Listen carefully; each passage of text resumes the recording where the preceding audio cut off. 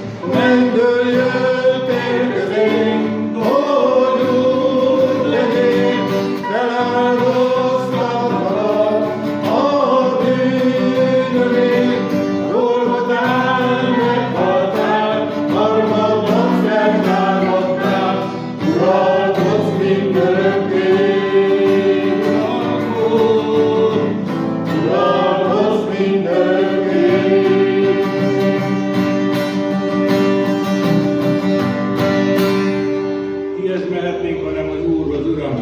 Hozzá futunk, Uram, és köszönjük neked, hogy a Dávid is megderésítette, meg csomoltál. Uram, te hozzád Futom, élő vízre szomjazom, közelséged, ami jó, én néked. Kérlek, ne menj el tőlem, légy mindig segítségem, úgy kívánlak téged, Istenem. Én pedig szüntelen remélek, egyre jobban dicsérlek, ajkam beszél a te igazságodon. Ha legyen most a dalom, jó illatkor rágodom, nagyon szeretlek téged, és szeretlek téged, nagyon szeretlek téged, Jézusom. Uram, te hozzád futok, élő vízre szomjazom, közelséged, Úr, mi jó ég néked. Kérlek, ne menj el tőlem, légy mindig segítségem, úgy kívánlak téged, Istenem. Én pedig szüntelen remélek, egyre jobban dicsérlek, ajkam beszél a te igazságodon.